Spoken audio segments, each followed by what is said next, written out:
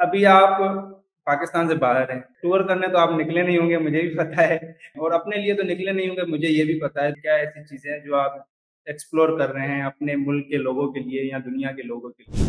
मैं कुछ भी एक्सप्लोर नहीं कर रहा। मैं मुल्क से बाहर रहता हूँ, तो लोग मुझे घसीटते कम हैं। झूठ नहीं बोलना पसंद मुझे। मैं 18 घंटे एक ही कमरे में रहता हूँ, तो मैं भी केवमैन हूँ। फ़र्क क्या पड़ता है? मैं तो आपके साथ अवेलेबल हूँ ना, आपके फ़ोन में हूँ। लेकिन क्योंकि हमारा दिमाग पिछली सेंचुरी में रह रहा है कि जी साथ बैठेंगे, साथ खाना खाएँगे, शक्ल नज़र आना ज़रूरी है, टच करेंगे, हाथ मिलाएँगे आखिर में।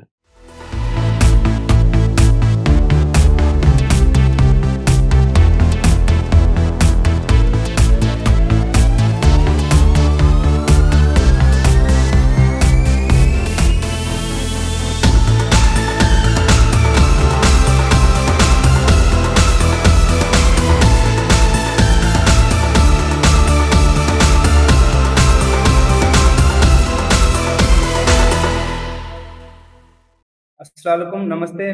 मेरा नाम दौलत टेलर्स वाला है और मैं पाकिस्तान के शहर हैदराबाद में रहता हूँ। और आज मेरे साथ जो मेहमान है, वो सबकी ख्वाहिश होती है कि उनके साथ वो मेहमान हो लाइव स्ट्रीम पर। तो तारीफ के तो मोहताज नहीं है, फिर भी मैं उनका आपको तारुफ कराता चलूँ। इनका नाम रेहान अल्लाह वाला है, जो कि दुनिया से एसडीजी गोल नंबर 1 के ऊपर काम कर रहे हैं, पावर्टी एलिवेशन के ऊपर। इनका गोल है कि सब जो है, जो पावर्टी की जो लाइन है, बिलो द लाइन, इसको क्रॉस करके ऊपर वाली लाइन पे जाएं, ताकि वो उनकी ज़िंदगी में प्रोस्पेरिटी आए, खुशहाली आए, पीसफुल आए, सिक्योरिटी आए। इस पैसा जो है फर्स्ट स्टेप होता है, उसके बाद लोग सेकंड स्टेप पे जाते हैं, सिक्योरिटी, बाकी चीज़ों की। तो इनका गोल है कि जो पैसे वाली प्रॉब्लम है, ये हल करना चाहते हैं। तो सर, मैं आपका तहे दिल से शुक्र अदा करता हूँ कि आपने मुझे टाइम दिया। और मैं आपसे गुजारिश करूंगा कि मेरा तारीफ तो आपसे कराना वो तो नाजायज़ ही होगी, लेकिन मैं आपसे ये कहूँगा कि आपको क्या ऐसा लगा कि आपने मुझे एकदम से कहा कि आ जाएं मेरे साथ इंटरव्यू में, तो वो थोड़ा बता दें। अभी मैं आपके इंटरव्यूज़ देख रहा हूँ बहुत दिन से, और आप बहुत अच्छे इंटरव्यूअर बन गए हैं। तो मेरी भी ख्वाहिश हुई कि आप मेरा भी इंटरव्यू ले लें। जी शुक्रिया सर, मेहरबानी आपकी। और अभी आप पाकिस्तान से बाहर हैं, ठीक है? जब से यहाँ से निकले हैं, वो आपका क्या सोच, ऐसे टूर करने तो आप निकले नहीं होंगे, मुझे भी पता है। आपके अंदर जहन में क्या है, आप क्या एक्सप्लोर करने के लिए निकले हैं? और अपने लिए तो निकले नहीं होंगे, मुझे ये भी पता है, दूसरों के लिए निकले होंगे। तो वो थोड़ा मेरी ऑडियंस को पता तो चले कि क्या ऐसी चीज़ें हैं जो आप एक्सप्लोर कर रहे हैं अपने मुल्क के लोगों के लिए या दुनिया के लोगों के लिए। मैं कुछ भी एक्सप्लोर नहीं कर रहा, अपने लिए निकला हूँ। और मैं मुल्क से बाहर रहता हूँ, तो लोग मुझे घसीटते कम हैं। जब मैं मुल्क के अंदर रहता हूँ, तो घसीटते ज़्यादा हैं, बुलाते ज़्यादा हैं, फ़िज़िकल वर्ल्ड में लेके जाते हैं। और जैसे आपने कहा कि मैं 18 घंटे एक ही कमरे में रहता हूँ, तो मैं भी केवमैन हूँ। मैं भी गार के अंदर अपने कमरे में रहता हूँ, और झूठ नहीं बोलना पसंद मुझे। तो जब मैं पाकिस्तान में रहता हूँ, तो लोगों की शादियाँ आ जाती हैं, लोगों के मसाइल आ जाते हैं, तो वो मसाइल इंटरनेट के ज़रिए हल हो सकते हैं। लेकिन अगर मैं कराची में होता हूँ, तो वो ज़बरदस्ती मसाइल पैदा करते हैं, और जब मैं कराची से बाहर होता हूँ, तो वो मसाइल खुद हल कर लेते हैं। तो इसलिए मेरी कोशिश ये होती है कि मैं मुल्क से बाहर ही रहूँ। फ़र्क क्या पड़ता है? मैं तो आपके साथ अवेलेबल हूँ ना, आपके फ़ोन में हूँ। लेकिन क्योंकि हमारा दिमाग पिछली सेंचुरी में रह रहा है कि जी साथ बैठेंगे, साथ खाना खाएँगे, शक्ल नज़र आना ज़रूरी है, टच करेंगे, हाथ मिलाएँगे आखिर में हमारे यहाँ, तो इसलिए मेरी कोशिश होती है कि मैं बाहर ही रहूँ। जी बेहतरीन सर, आपने कहा कि ग्लोबल विलेज है एक ये दुनिया। हम नज़दीक रहें ये मायने नहीं रखता, हम जो काम कर रहे हैं उसका रिजल्ट हम क्या प्रोड्यूस कर रहे हैं ये मायने रखता है। और इसकी वजह से झूठ बोलने का भी आपने कहा, और ये मेरी ज़िंदगी का भी ज़्यादा हिस्सा तो नहीं था, थोड़ा बहुत था। वो कभी भी वो आदतन निकलता था, सोच कर नहीं निकलता था कि मैं ये झूठ बोल रहा हूँ। तो इसमें मैंने भी अपने खुद को 99% चेंज किया है कि मैं ना भूलूँ। तो ये भी लर्निंग मेरी हुई है आपके साथ। और मेरा नेक्स्ट क्वेश्चन ये है कि जो कोरंगी स्कूल का जो आपका आइडिया था ना, ये आपके जो पास्ट एक्सपीरियंस है, ये उनके जो आपके एक्सपीरियंस है उनका वजूद है ये स्कूल, या ये आपको पहले ही कहीं आपको कहीं से आइडिया मिला है, या आपके अपने तजुर्बात है उस पे आपने ये स्कूल खोला है? नहीं, मेरे अपने तजुर्बात के बेसिस पे स्कूल है। कोई आइडिया, एक यूनिवर्सिटी है अमेरिका में, सिंगुलैरिटी यूनिवर्सिटी, उसको देख के मिला था, वो बड़ों की है। और उससे देख के मुझे ख़्याल आया कि क्यों ना हम बच्चों के लिए ये ऐसे स्कूल बनाएँ जहाँ से वो बड़े प्रॉब्लम हल कर सकें। लेकिन आई थिंक कि मैं अभी तक काफ़ी दूर हूँ। मेरे जो टीचर हैं, फैकल्टी हैं, वो उस माइंडसेट के नहीं हैं, जिस माइंडसेट के होने चाहिए। तो वो कोशिश कर रहे हैं। मैं भी कोशिश कर रहा हूँ।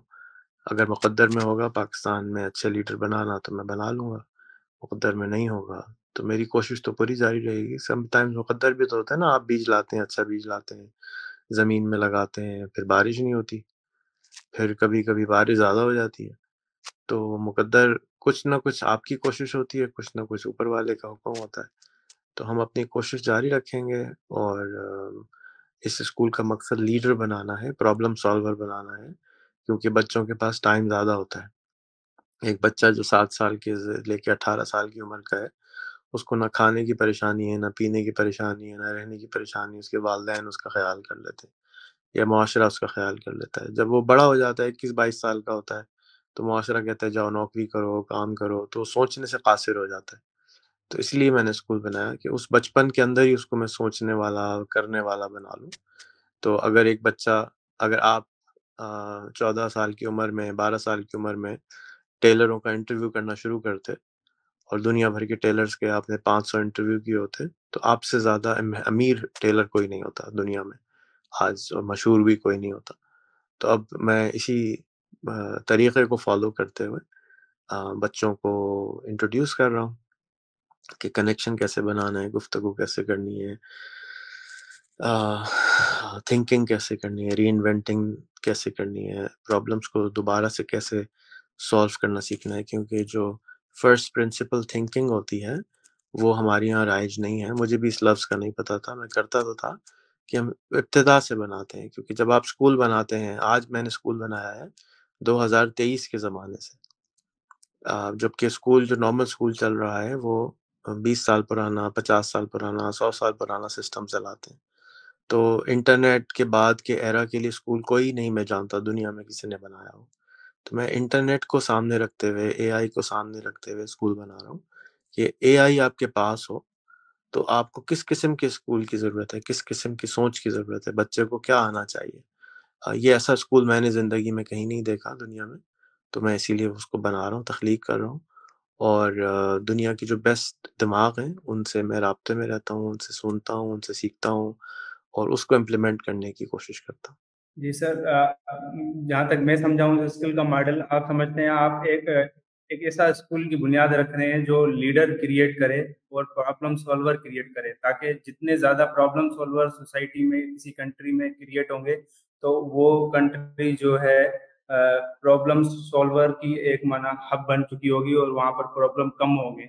फिर जैसे कि अभी डेवलप कंट्री में वहाँ के जो एंटरप्रेन्योर है अंडर डेवलप कंट्रीज की तरफ आ रहे हैं, क्योंकि वहाँ पर ज़्यादातर प्रॉब्लम सॉल्व हो चुके हैं या तो कंपटीशन ज़्यादा है तो वो दूसरे मुल्कों की तरफ बढ़ रहे हैं।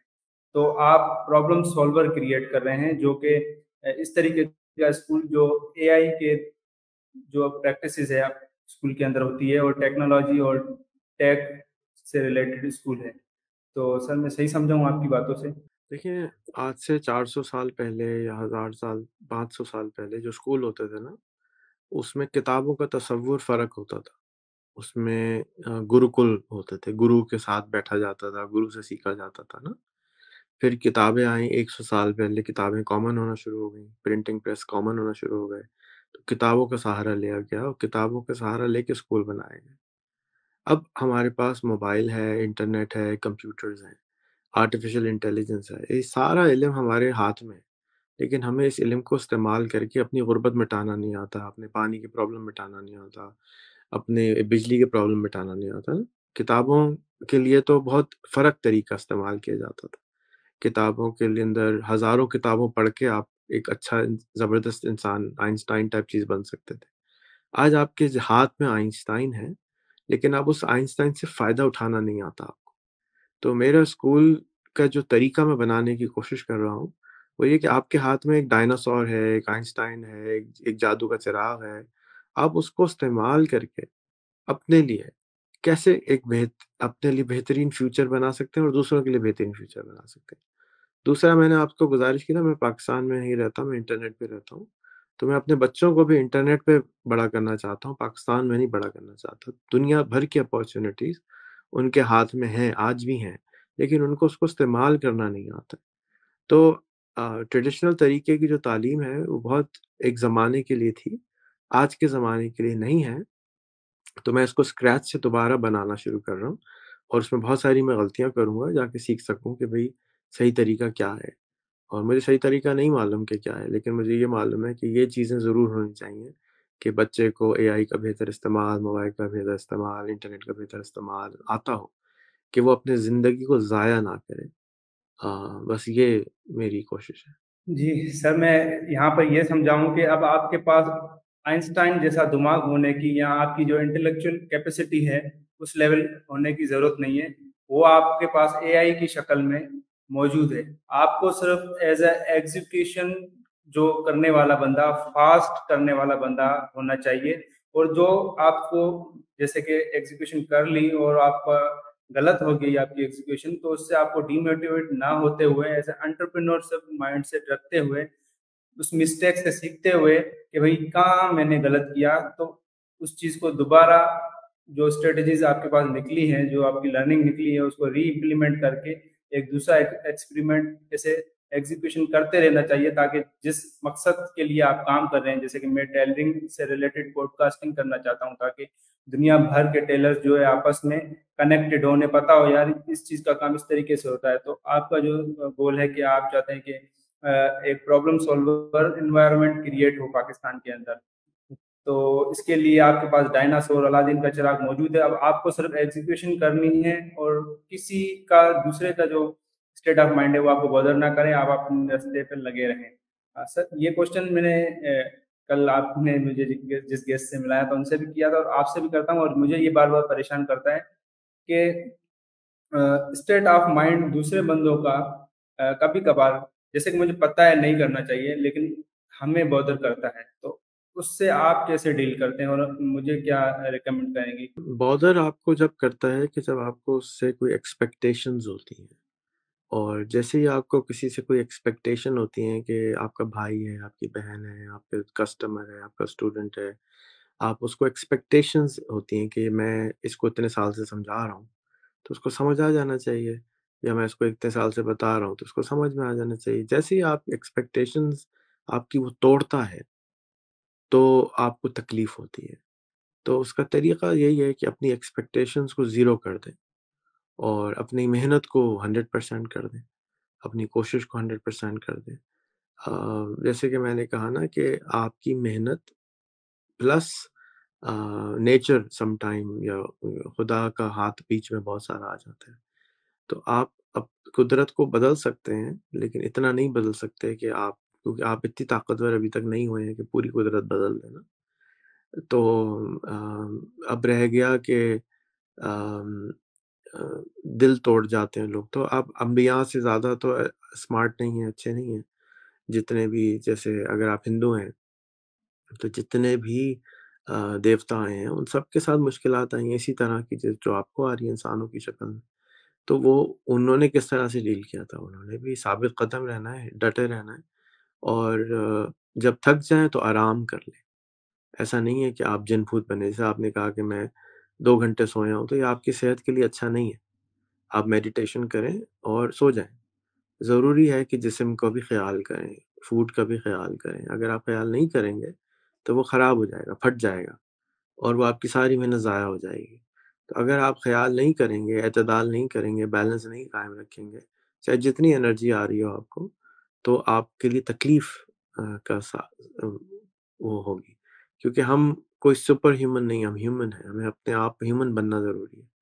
ह्यूमन के खुराक की भी ज़रूरत है, ह्यूमन को नींद की भी ज़रूरत है, इस बॉडी को ज़रूरत है, तो उसकी बॉडी का ख़्याल करना भी आप पे फ़र्ज़ है। नहीं तो वो एक्सपायर जल्दी हो जाएगी, ख़त्म जल्दी हो जाएगी।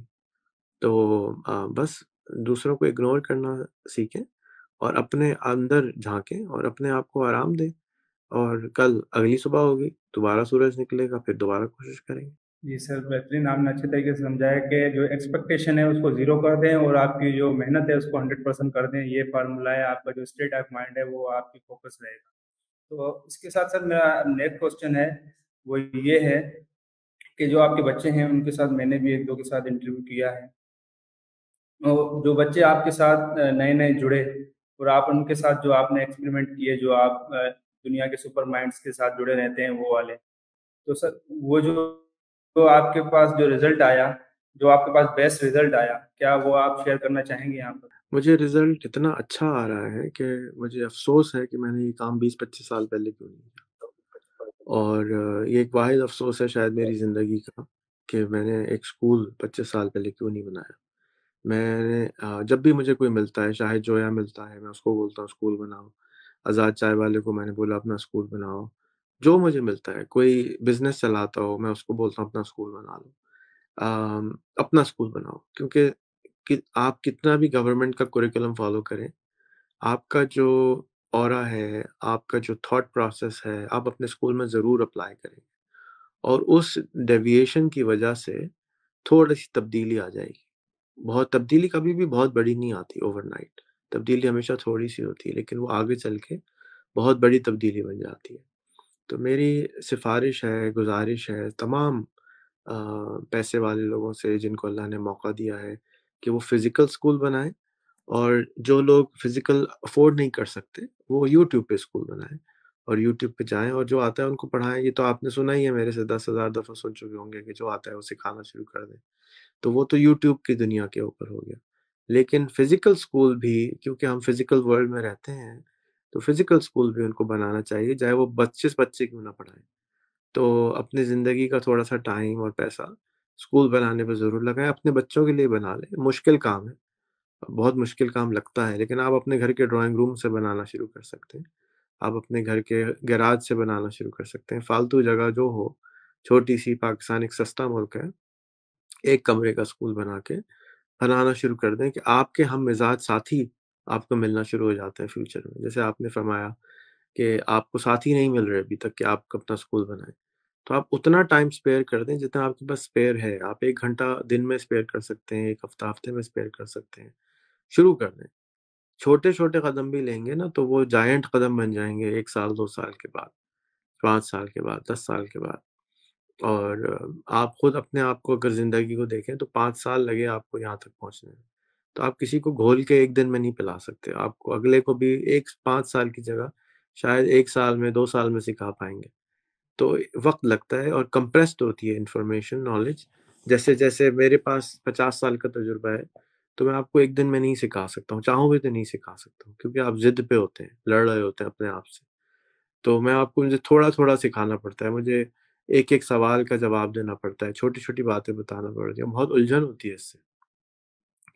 तो लेकिन फिर भी करना पड़ता है क्योंकि यही तरीका है। अगर मैं छोटे से पौधे को बहुत सारा पानी डाल दूँगा तो पौधा जल जाएगा।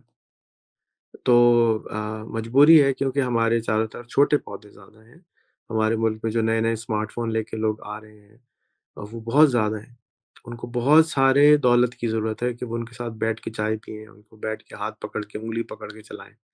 बहुत मजबूरी है ये, एक मुश्किल मुल्क में है। लेकिन फ़ायदे की बात ये है कि हमारे पास जो पुराना इल्म था उसकी जगह हम नया इल्म दे सकते हैं कि बेटा आप चैट जीपीटी चला रहे, नहीं चला रहे, एनी चला रहे, नहीं चला रहे, गूगल असिस्टेंट चला रहे, नहीं चला रहे, यूट्यूब चला रहे, नहीं चला रहे।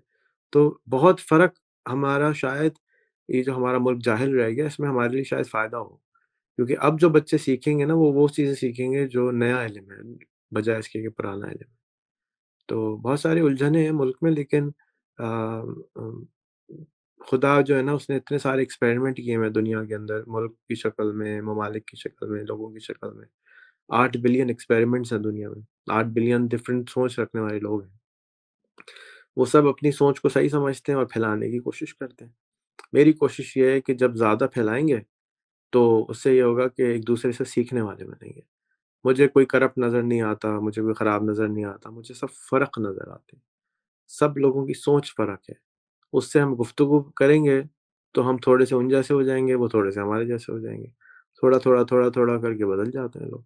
आपने कहा कि कोई भी खराब नहीं होता, हम सिर्फ फ़र्क है एक दूसरे से, और फ़र्क इस वजह से है कि हम जिस माहौल में हैं हम बस वैसे हैं, हमारे लिए वो चीज़ें सही हैं।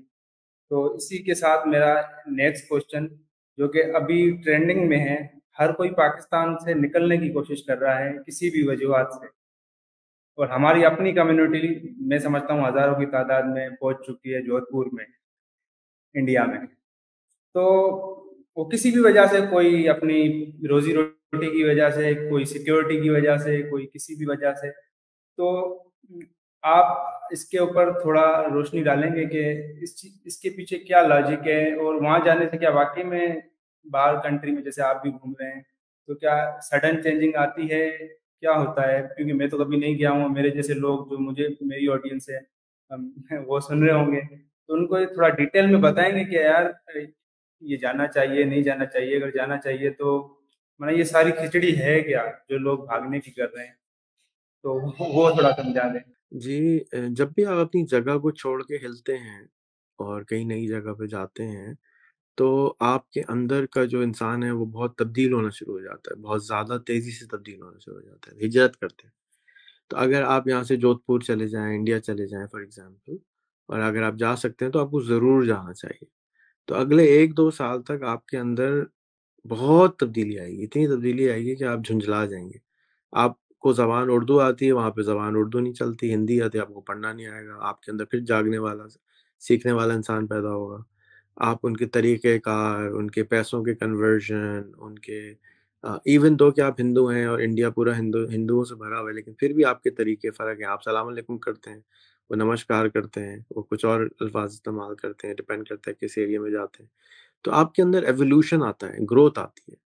तो आप कहीं भी जब सफ़र करते हैं ना, तो आप जैसे ट्रांज़ैक्शन करते हैं, आपने सनी का वर्ड यूज़ किया आज, ये ट्रांज़ैक्शन एक क्रिएट होती है, नई ट्रांज़ैक्शन क्रिएट होती है, उससे आपका दिन बड़ा हो जाता है, उसका आपका आपको जो मज़ा आ रहा है ना, पिछले 10 दिन से आपने 20 लोगों का इंटरव्यू किया, तो आप फ़र्क काम कर रहे हैं, उसका आप उससे आपका दिन भी लंबा हो रहा है। जब भी याद करें, अगर आप 3 दिन के लिए दुबई चले जाएँ, वापस आएँगे तो आपको लगेगा 2 हफ़्ते गुज़रे हैं, क्योंकि आपने इतनी ज़्यादा नई चीज़ें की होंगी कि आपका दिन एक्सपैंड हो जाता है, दिन नया बन जाता है, लंबा बन जाता है। और अगर आप वही काम 1 महीने तक करते हैं हर रोज़, तो 1 महीना गुज़र जाएगा, आपको पता ही नहीं चलेगा 1 महीना किधर चला गया, गायब हो जाएगा। तो मेरा जो सफ़र करने की एक और बड़ी वजह है, वो ये है कि जब मैं सफ़र करता हूँ, तो मुझे रियलाइज़ेशन होती है कि मुझे तो कुछ भी नहीं पता है। दुनिया के अंदर इतने इतने सोचे हैं कि आप सोच नहीं सकते, इतनी ज़्यादा सोच, जैसे आसमान पे सितारे हैं, उसी तरह से दुनिया में सोचें हैं। तो अब मैं पाकिस्तान में होता हूँ, मैं कहीं जाता हूँ तो मेरी बड़ी वाह-वाह होती है, बड़े माशाल्लाह लोग पहचान लेते हैं, तंग भी करते हैं, तकलीफ़ भी देते हैं, अच्छा भी फ़ील होता है। मुल्क से बाहर जाता हूँ तो कोई मुझे जानने वाला नहीं होता, बिल्कुल अलग दुनिया होती है, अलग अलग अलग सोच होती है, अलग ज़बान होती है, कुछ समझ में नहीं आ रहा होता, कुछ कुछ नहीं, चक्कर आना शुरू हो जाते हैं। लेकिन ये दिमाग के लिए चक्कर आना अच्छी बात है, क्योंकि इंसान का दिमाग जब चक्कर आता है जब ही तो सोचता है, नहीं तो कहता है मैं बिल्कुल ठीक हूँ। तो अम, अगर कोई बाहर जाने की कोशिश कर रहा है तो बहुत अच्छी बात है, ज़रूर जाएँ।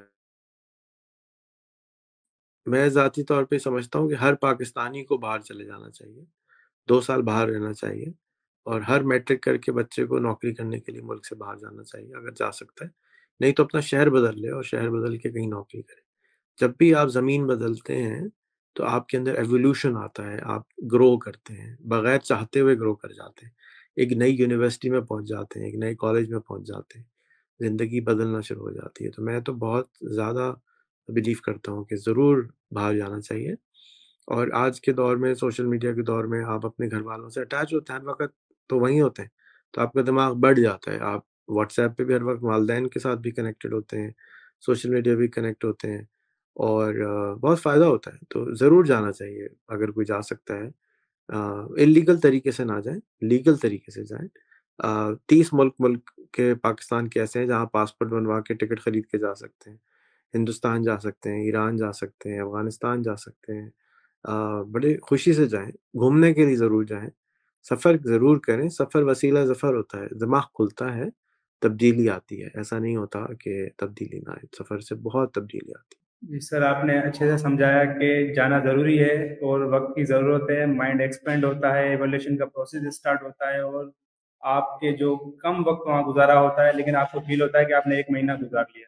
इसी के साथ मेरा एक क्वेश्चन है, शायद 25 मिनट तो हो चुके हैं, आप साथ रहेंगे पता नहीं, लेकिन आपने एक कमेंट किया था एक शख्स की पोस्ट पे जिसका मैंने इंटरव्यू किया है 2 दिन पहले।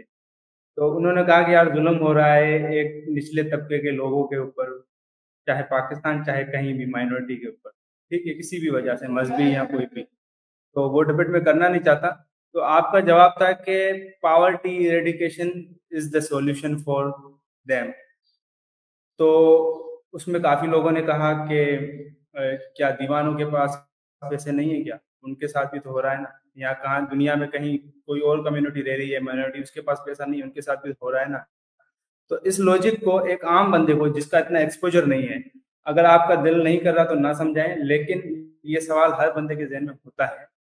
तो पहले तो इरेडिकेशन किस तरीके से, ये जो चीज़ है, अगर वो इरेडिकेशन खत्म हो जाए पावर्टी की, तो आप जो कह रहे हैं कि वो चीज़ खत्म हो जाएगी, ठीक है, ये किस तरीके से होगा, ये थोड़ा समझा दें।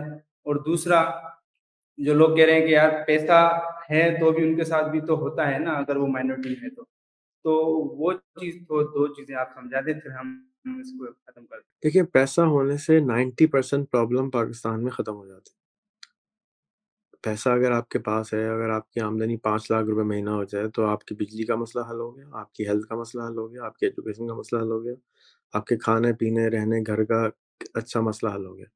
अब जो मसला आएगा आपकी ज़िंदगी में, वो नफ्सियात का मसला आएगा, सोच का मसला आएगा, ईगो का मसला आएगा। वो हमेशा रहेगा, वो ऐसा नहीं है कि हमेशा वो ख़त्म नहीं होगा, कम हो जाएगा।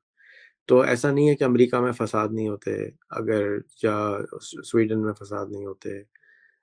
स्वीडन में एक आदमी जो है वो अपनी राइट्स को प्रोटेक्ट करने के लिए कुरान जला रहा है फॉर एग्ज़ाम्पल, या बाइबल जला रहा है, या भगवद गीता को जला रहा है, तो वो ईगो उसकी जो है या उसकी सोच है, वहाँ मसला है। और वो फ़र्क सोच का आदमी है, वो समझता है कि मैं ठीक हूँ, दूसरा आदमी गलत है, क्योंकि उसके अंदर इतनी ताकत नहीं है, कमज़ोर है वो। अभी तो पैसा तो आ गया, लेकिन इमोशनली कमज़ोर है कि वो दूसरों से बात नहीं कर सकता, दूसरों को अपने पॉइंट समझा नहीं सकता, दूसरे का पॉइंट नहीं समझ सकता। और उसके अंदर आर्टिफ़िशियल इंटेलिजेंस हमारी बहुत मदद करेगी, क्योंकि एआई के ज़रिए हम बातें कर रहे होंगे उससे, हर वक़्त बात समझ रहे होंगे, पॉइंट ऑफ व्यू समझ रहे होंगे, तो वो हमारी मदद करेगी पीस लाने के अंदर भी। एक-दूसरे से गुफ्तगू करने की। एक हिंदू आदमी है, वो कभी किसी ज़िंदगी में किसी मुसलमान से नहीं मिला, तो वो पॉइंट ऑफ व्यू एआई से पूछ सकेगी, और एआई के अंदर अच्छी बात ये है कि वो सबका मुरक्कब बताती है, और लोगों के साथ कनेक्ट भी कर सकेगी। इसी तरह से एक शिया है, एक सुन्नी है, आपस में बात नहीं कर रहे। एक जब माइनॉरिटी में होते हैं तो बात करते हैं, लेकिन मेजॉरिटी में हो जाते हैं तो मगरूर हो जाते हैं, अकड़ आ जाती है, और फिर वो अकड़ की वजह से एक-दूसरे से बात नहीं करते, एक-दूसरे को नीचा दिखाना चाहते हैं। तो जब तक इंसान ज़िंदा है, उसके अंदर ये अकड़ रहेगी, और इक्का-दुक्का अकड़ वाला पैदा हो जाता है, वो सबका बेड़ा गर्क कर देता है।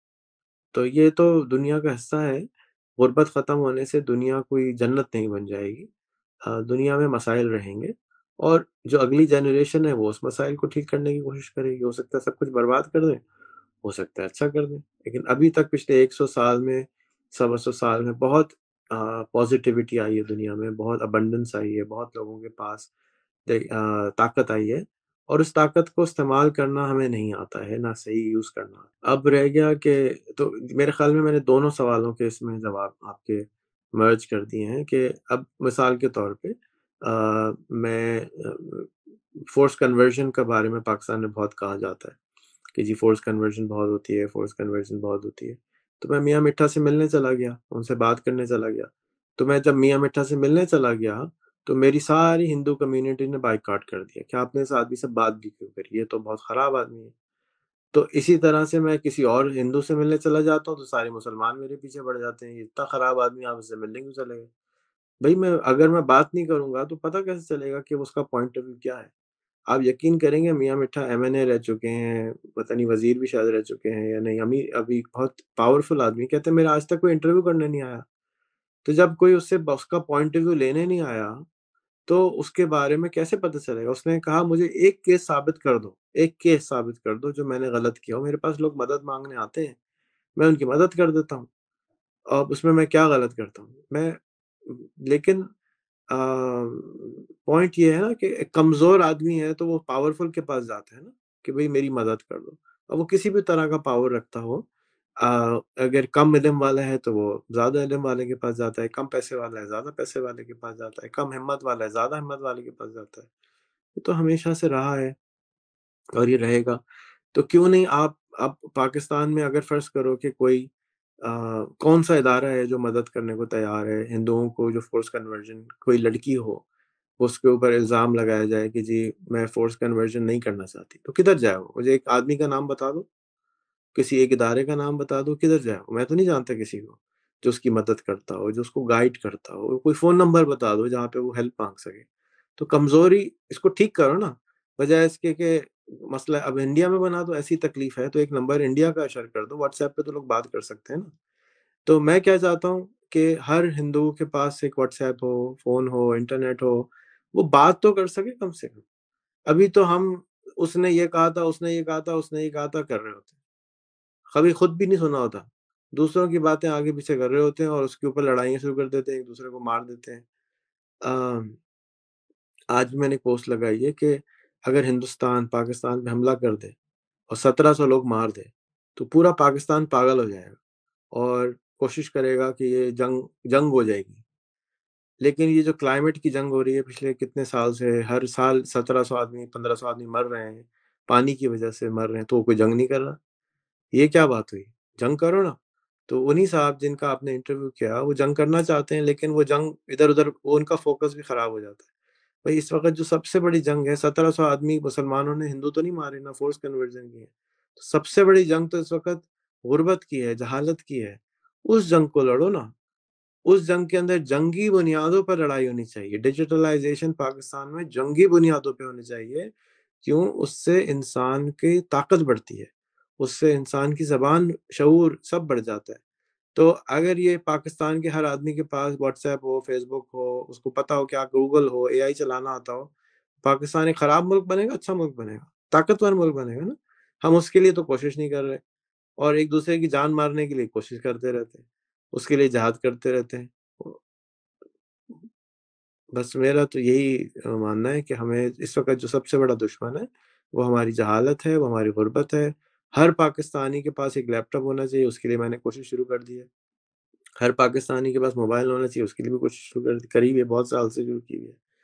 तो मैं बोलता रहूँगा जब तक मेरे पास ताकत है, जब तक कोई बंद नहीं कर देता, मार नहीं देता, लगा रहूँगा। मैं भी पागल हूँ और लोग भी पागल हैं, सब अपने-अपने अकीदों के हिसाब से लड़ते रहेंगे जंग को। जी सर, शुक्रिया, आपने अपना कीमती वक़्त दिया ये चीज़ समझाने के लिए कि एजुकेशन किस तरीके से ये चीज़ें कम कर सकती है। और आपने ये भी बताया कि पैसा होना ज़रूरी भी है, और पैसा होने से ये नहीं है कि सारे मसाइल ख़त्म हो जाएँगे।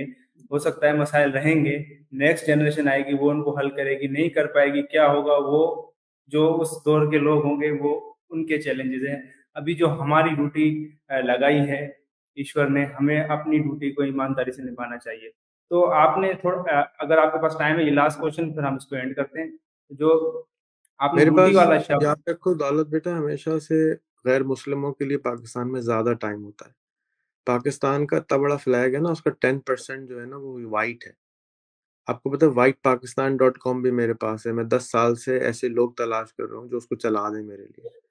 मैं ऐसे 10 साल से लोग लीडर तलाश कर रहा हूँ कि जो हिंदू कम्युनिटी के लीडर बन जाएँ, जो क्रिश्चियन कम्युनिटी के लीडर बन जाएँ।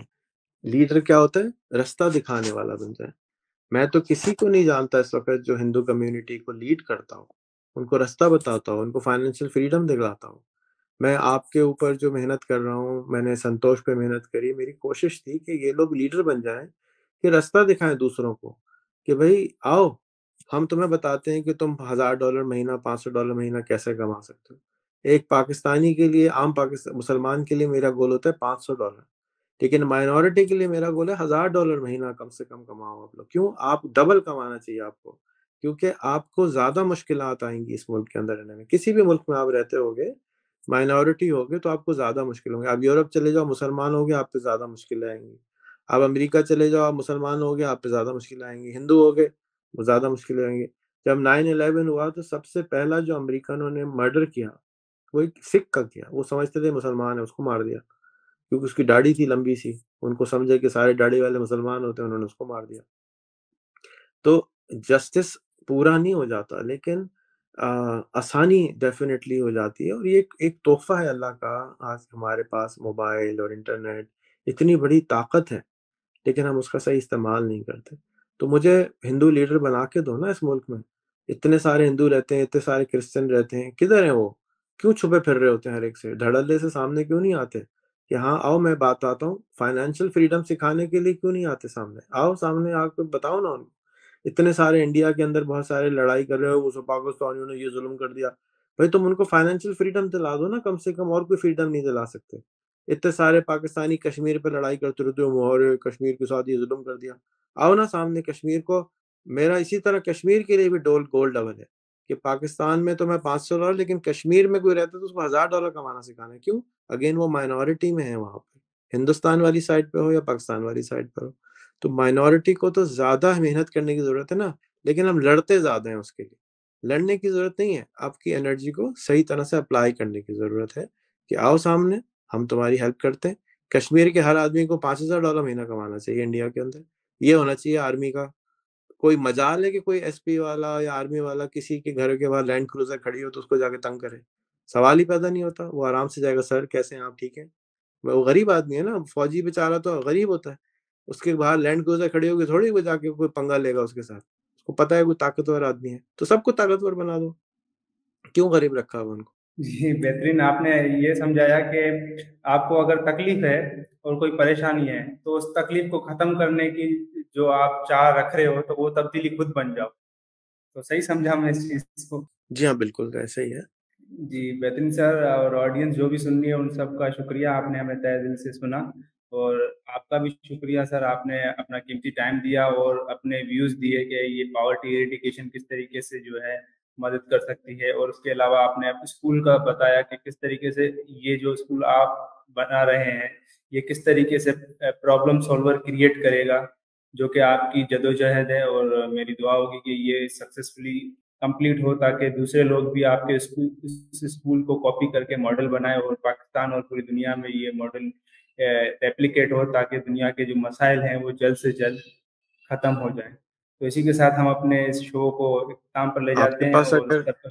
और सवाल हो तो मेरे पास टाइम है, आप करते रहें। मैं आपसे खुद ही इजाज़त माँग लूँगा जब मुझे भागना होगा। चलें, ठीक आप है अगर सर, मसरूफ़ तो हैं हम तो बैठे फिर हैं। एंड कर देते हैं, नो प्रॉब्लम। नहीं आपके मसरूफ अगर नहीं, घर वो बच्चा है ना, छोटा छोटा बच्चा है वो बार बार आता है, मामा आ जाओ मामा आ जाओ। रूम तो एक है इस वजह से। चलो ठीक है, मैं आपसे क्वेश्चन करता हूँ, कुछ भी कर सकता हूँ ना, कोई इश्यू तो नहीं है ना? तो क्वेश्चन में अपनी जो मेरे जो तजुर्बात है, मेरे जो एक्सपीरियंस है उनके ऊपर ही करूँगा। जैसे कि फर्स्ट टाइम मैं आपके पास आया, आपने कहा कि आ जाओ, मैंने मैंने अपने ख्वाहिशों का इजहार किया कि मैं एक मार्केट प्लेस बनाऊंगा, मैं ये करूंगा, मैं वो करूंगा, ख्याली पुलाव। जब आपने कहा कि आप यकीन करो तो आप वो कर सकते हो, अच्छा मेरे अंदर वो सोच थी कि यार मैं कर दूंगा, बस कोई मसला ही नहीं है ना, बन गई। अब वहां आया तो मेरी एक्सपेक्टेशन ये थी कि यार मैं जा रहा हूँ तो जो चीज़ करने जा रहा हूँ ना उसके कोई स्टेप्स, कोई ऐसे जो आप बार बार कहते हो कि एसओपीज होने चाहिए, ऑपरेटिंग सिस्टम होने चाहिए, मैं समझा कोई इस तरीके की कोई चीज़ होगी। बाद में वो चीज़ मिली नहीं। ठीक है, बाद में चलो वो भी एक एक्सपेरिमेंट मेरा लर्निंग का रह गया कि ठीक है मैं फ़र्क लोगों के साथ रहा, मैंने चीज़ें सीखी, मुझे अच्छा लगा। वो चीज़ें बाद में समझ में आई। तो आपने मुझे बताया, उस टाइम मैंने आपको मैसेज किया था, आपने मुझे बताया कि भाई फ़र्क में रहोगे।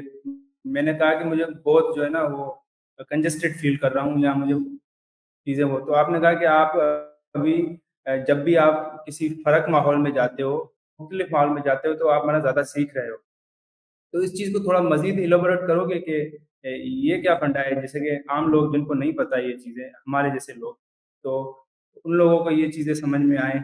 देखें, आपकी ख्वाहिश थी कि आप एक स्टार्टअप क्रिएट करना चाहते थे, और आप उस स्टार्टअप को मेरे साथ मिल के करना चाहते थे। तो जब आप जिसके साथ आप अगर मैं किसी हिंदू से शादी करूँ या किसी क्रिश्चियन से शादी करूँ, तो उसके बिलीफ सिस्टम के हिसाब से मुझे जीना पड़ेगा ना।